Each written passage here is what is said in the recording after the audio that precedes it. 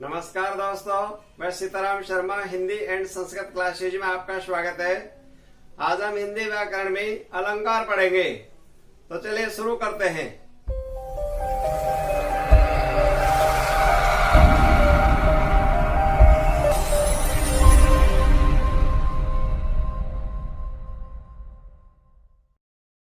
अन्योक्ति अलंकार। दोस्तों, अन्योक्ति अलंकार वहां होता है जहाँ किसी वस्तु या व्यक्ति की लक्ष्य करके और कही जाने वाली बात दूसरे के लिए कही जाती है, वहां हमेशा अन्योक्ति अलंकार होता है। यानी किसी कथन को अगर सीधा किसी से कह देते हैं तो वहां पर विग्रह हो जाएगा, इसलिए किसी बात को किसी अन्य व्यक्ति के माध्यम से ढालकर जो बात कही जाती है वह हमेशा अन्योक्ति होता है। अन्य प्लस उक्ति, दूसरे को माध्यम बनाकर और बात कही जाती है। जैसे यहाँ पर है, नहीं पराग नहीं मधुर मधु नहीं विकास काल अले कले विद्यो आगे कौन हवाल स्वार्थ सुकृत ने संविता देख विहंग विचार बाज पर आए पान पर तो पांची ने मार। जिसमें राजा सवाई सिंह जयपुर के महाराज थे और उनके दूसरी शादी हो गई थी, तो दूसरे शादी हुए था वह कन्या कम उम्र की थी। अब राजा दरबार में महाराज जी है, उन्होंने ध्यान करना बंद कर दिया और सारा समय अपनी धर्म पत्नी के साथ व्यतीत करने लग गया। तो पूरे राज्य में शासन की जो व्यवस्था थी वो डामाडोल हो गई। अब महाराज जी से कौन के ऐसी बात कहो, किसी की हिम्मत नहीं। क्यों? अगर महाराज जी से सीधी बात कह दिया जाए, महाराज शादी हमारी हुई है लेकिन आपके तरह ने जो पूरा का पूरा समय अपना नव नयनी दुल्हन के साथ व्यतीत कर रहे हैं तो बहुत बड़ा खतरा हो जाए।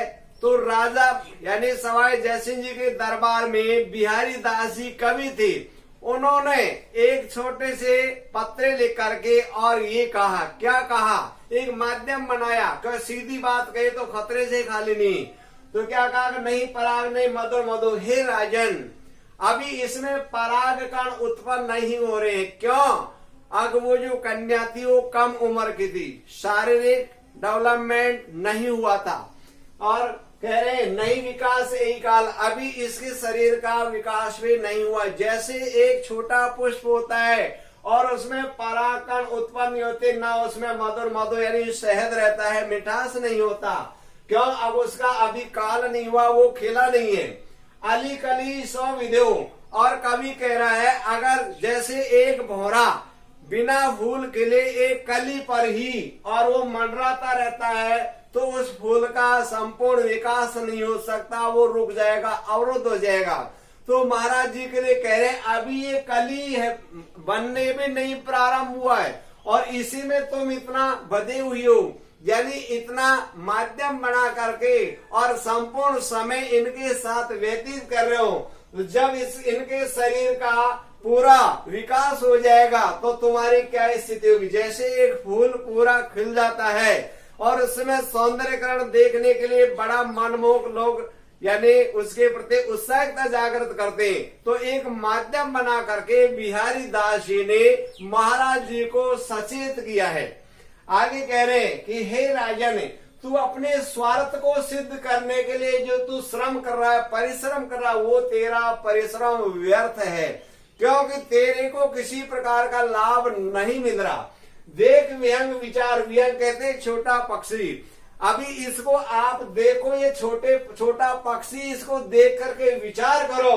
बाज पर आए पान पर, अगर तू छोटा ये अभी पक्षी है, अभी उड़ना भी नहीं सीखा, शरीर का डेवलपमेंट नहीं हुआ और तू एक बाज बन करके और इसको झपट रहा है, व्यवधान डाल रहा है, तो जब तू पक्षी ने मार, तो अगर मान लीजिए अभी से इसको तो डेवलपमेंट को रोक देगा तो इसका संपूर्ण शरीर का विकास नहीं होगा। तो इसको छोटा पक्षी समझ के और इसके प्रति इतना लालायित मत हो। जब महाराज जी ने ऐसे वृतांत को, पंक्तियों को, चारों को सुना, पढ़ा, तो महाराज जी को अपने आप ही ज्ञान मिल गया और वो राज दरबार में आने लग गई।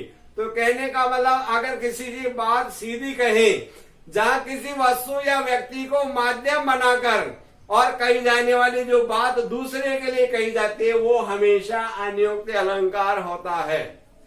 आगे वाला अलंकार है विरोधाभास अलंकार। विरोधाभास होता है विरोध प्लस आभास, यानी इसका तात्पर्य होता है जहां वास्तविक विरोध न होने पर भी और विरोध का आभास हो वहां हमेशा विरोधाभास अलंकार होता है।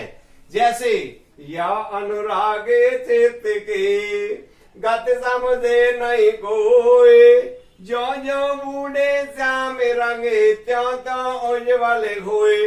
यानी यहाँ पर कवि कह रहे कि मनुष्य की प्रवृत्ति ऐसी है कि हम जितना मन को भगवान के भक्ति में लगाएंगे, जितना हम प्रेम करेंगे, अनुराग करेंगे, उतना ही यानी गति बहुत अच्छी हो जाएगी।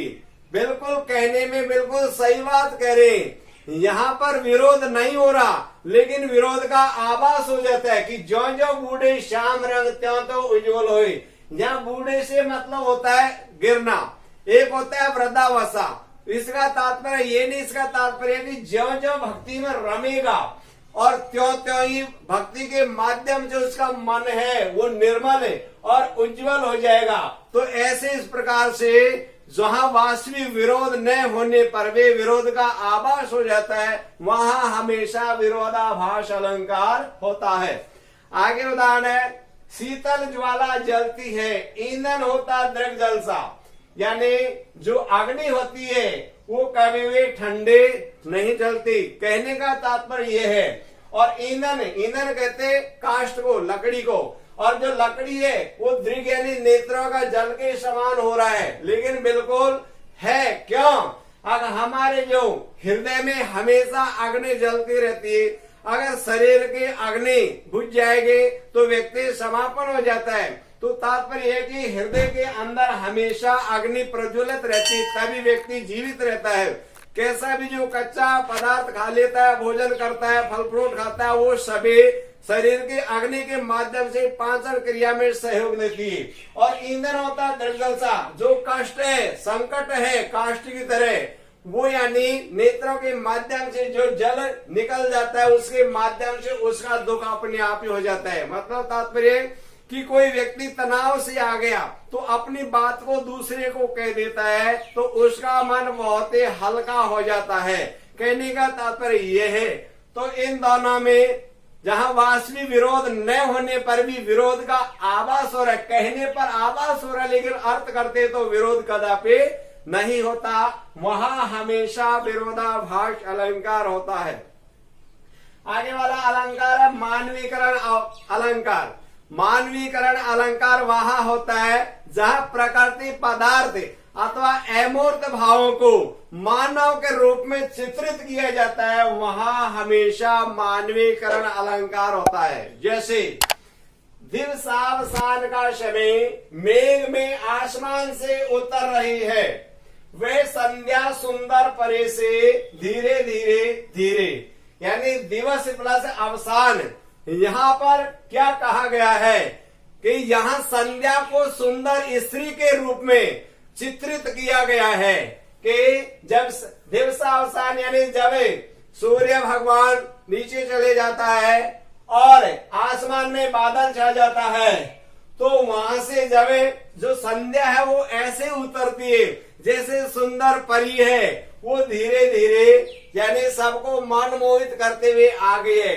तो यहाँ प्रकृति पदार्थ अमूर्त भाव को मानव के रूप में चित्रित किया गया। यानी प्रकृति है, यहाँ पर मेघ भी प्रकृति का है, आसमान भी प्रकृति का है, दिवसामान वो भी प्रकृति, लेकिन एक सुंदर परी के रूप में, मानव के रूप में, सुंदर परी के रूप में चित्रित कर दिया गया। इसी कारण से यहाँ पर मानवीकरण अलंकार होता है। दोस्तों, अगर आपको ये वीडियो अच्छे लगे तो आप इसे लाइक करें तथा हमारे इस चैनल को सब्सक्राइब करें। और इस टॉपिक में आपको किसी भी प्रकार की कोई प्रॉब्लम हो तो आप हमें कमेंट करके अवश्य बताएं।